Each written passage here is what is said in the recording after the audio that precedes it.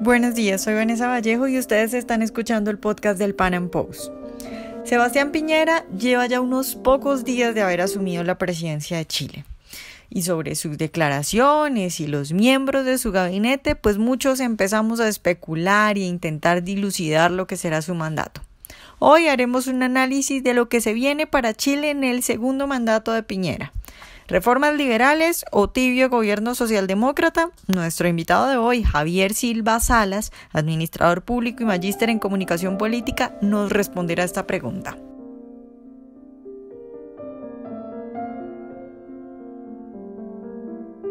Javier, buenos días y de nuevo muchas gracias por estar con nosotros. Hola Vanessa, un saludo nuevamente a todos los auditores del podcast del Pan Am Post. Siempre un agrado estar con ustedes. Bueno, Javier, pues Sebastián Piñera acaba de asumir la presidencia de Chile y mi idea es un poco que hablemos hoy de su gabinete, de lo que dijo en su discurso y así intentar ver qué es lo que va a hacer Piñera en su mandato presidencial. Quiero empezar preguntándote por el ministro de Hacienda, porque para mí es, si no el más importante, pues por lo menos uno de los más importantes. Este señor Felipe Larraín ya fue su ministro de Hacienda, ¿verdad? ¿Qué podemos esperar con un ministerio manejado por este señor? Bueno, en primer lugar, es inevitable hacer comparaciones respecto al primer mandato que tuvo Sebastián Piñera en nuestro país entre el año 2010 y 2014. Y dado que es inevitable porque muchos de los ministros, 7 ministros, ya fueron parte del gabinete en el periodo anterior, por tanto también es inevitable comparar qué es lo que pasó, digamos, en el periodo anterior y cómo se ve esto hacia el futuro. En el caso de Felipe Larraín, que es el ministro de Hacienda, no hay que olvidar que Chile tuvo 2 reformas tributarias en el periodo 2010-2014, mientras él fue ministro de Hacienda. Acá en Chile le hablamos a reformas tributarias básicamente cuando se suben los impuestos. Y eso fue, en dos oportunidades pasó eso. Pasó luego del gran terremoto que tuvimos nosotros el año 2010, bajo el argumento de la reconstrucción se generó un alza de impuestos y luego posteriormente se generó otra. Así que cuando internacionalmente se conoce que se trata de un ministro más bien liberal o más bien de corte austero o conservador, por así decirlo, en términos económicos, es decir, que no quiere expandir el gasto, podríamos tener algunos antecedentes que hablen que en realidad, digamos, la experiencia muestra que no fue así. Sí hay un punto a favor del ministro Larraín y de Sebastián Piñera, que esperemos que se cumpla también en este mandato, es que el crecimiento del gasto público durante el promedio de los 4 años de Sebastián Piñera, los 4 años anteriores, fue menor al crecimiento de la economía, es decir, creció más la economía que el crecimiento del gasto público, lo que es algo muy positivo. Es decir, si se mantiene esa regla que fue parte del gobierno anterior, es un buen indicio al menos de que no comienza un despilfarro estatal gigante. También hay que considerar que el programa de gobierno de Sebastián Piñera tiene un costo total para los 4 años de 14.000 millones de dólares. Ese es el costo de lo que vale ejecutar el programa de gobierno de Sebastián Piñera.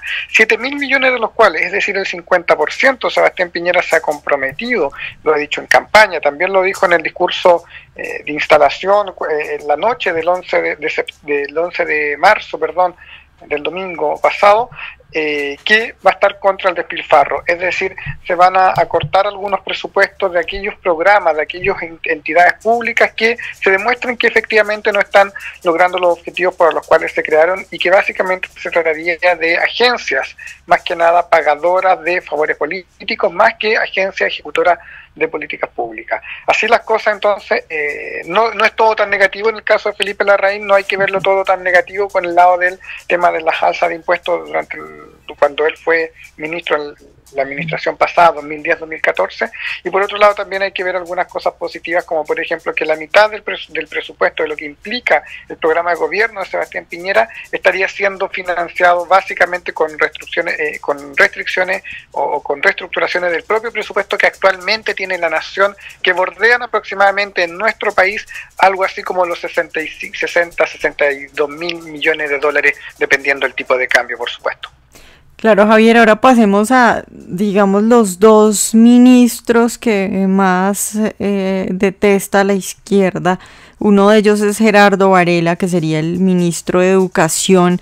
Ese tema de educación, digamos que es muy polémico en Chile. Con este señor hay posibilidad de que se eche para atrás todo el tema de la gratuidad en la educación que logró, que hizo Michelle Bachelet.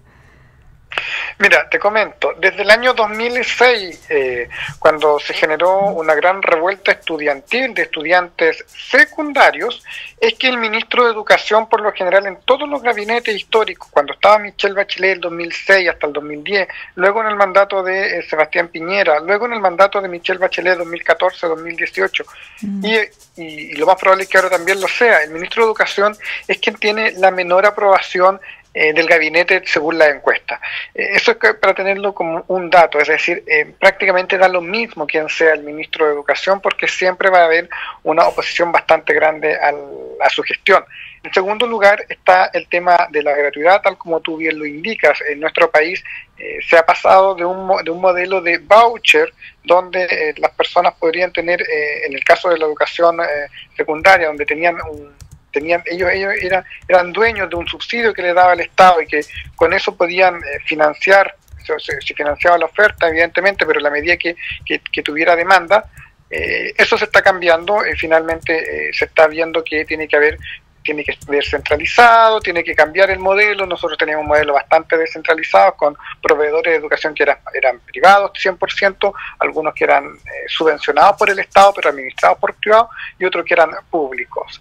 Las reformas en la educación secundaria y primaria no es tan conocida internacionalmente quizás, pero es también delicada porque lo que hace es restringir la libertad de enseñanza de los distintos proyectos educativos que tienen los distintos colegios y dueños de colegios. Eso por un lado. Por el lado de la educación universitaria, se ha terminado o se intenta avanzar hacia un sistema de financiamiento estatal universal para determinadas universidades, para todos aquellos que quieran estudiar, con lo dañino que eso significa, dado que eso finalmente lo está financiando las personas más pobres, aquellos que pagan impuestos, es decir, los contribuyentes en general, y eventualmente en el largo plazo puede terminar sin control y las personas pueden estudiar cuanto puedan querer.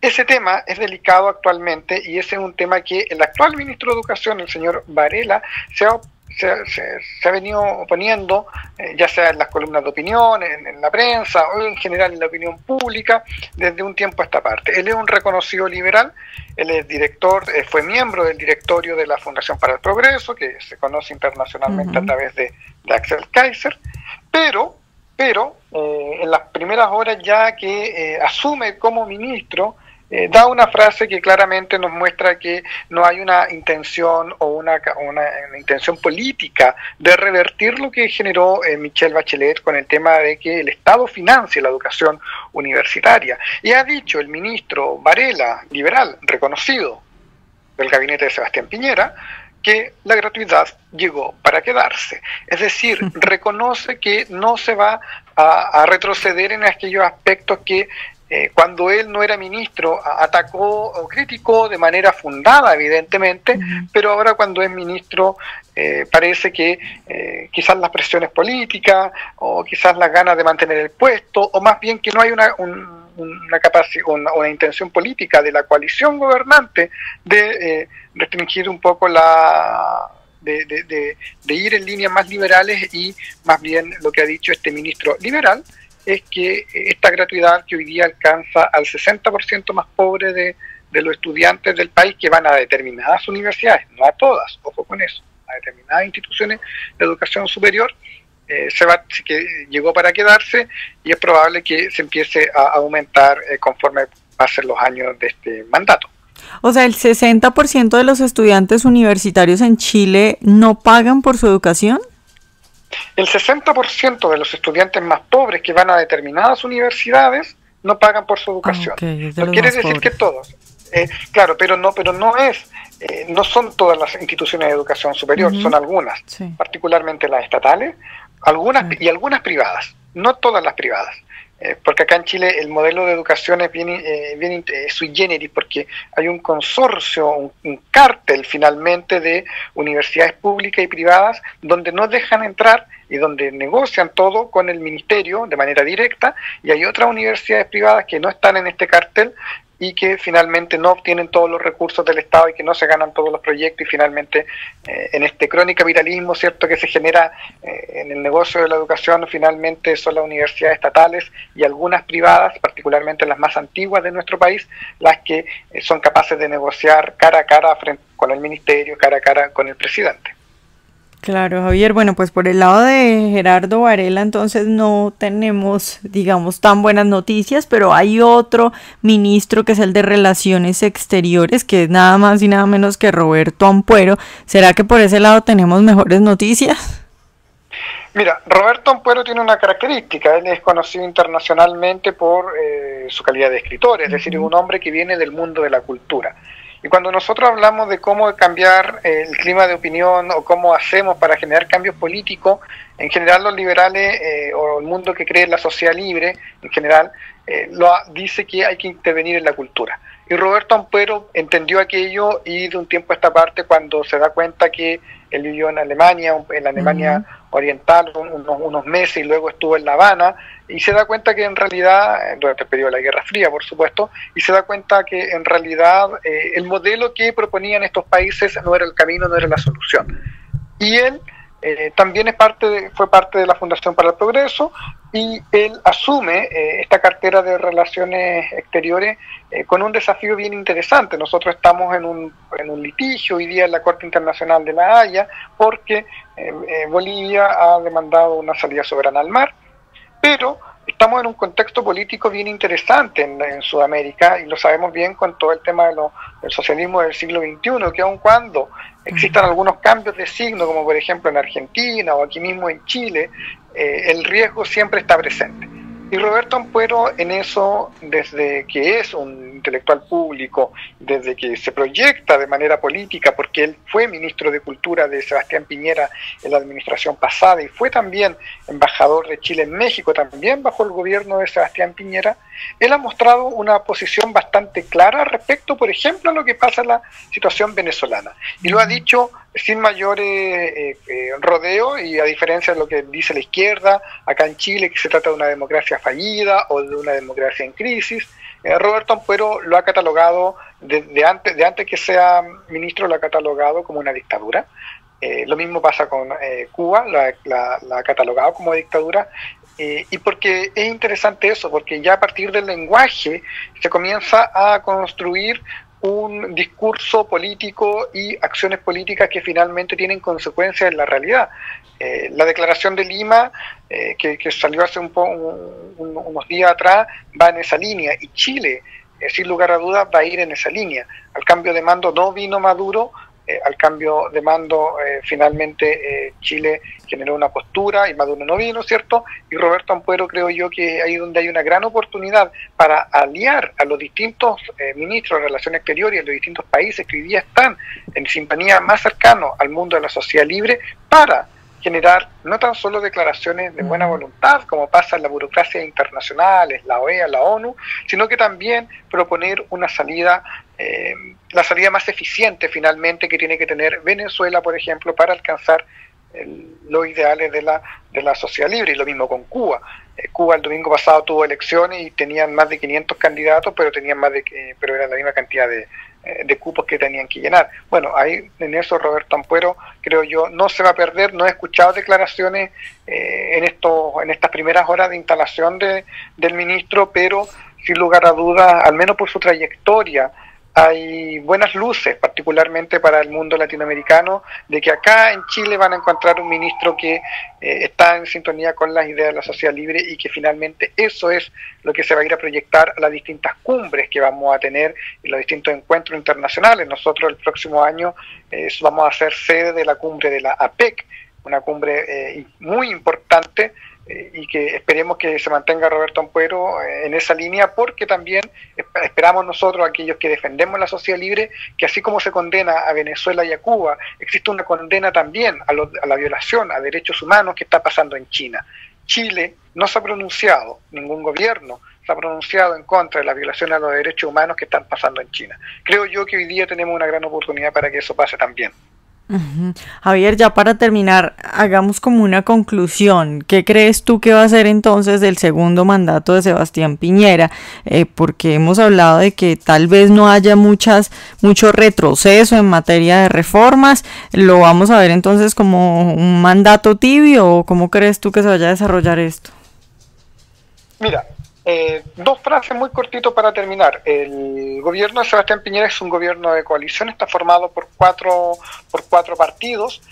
Dos partidos son históricos en la derecha chilena, Renovación Nacional y la Unión Demócrata Independiente, y resulta que hace un par de semanas atrás la Renovación Nacional es parte de la Internacional Demócrata Cristiana, es decir, es parte de esta internacional de partidos de centro. Es decir, ya hay un gesto ahí que nos muestra que hay una clara tendencia hacia el centrismo más que hacia posiciones un poco más liberales, ortodoxas, que era lo que uno pudiera esperar cuando se ve internacionalmente que Sebastián Piñera es un liberal.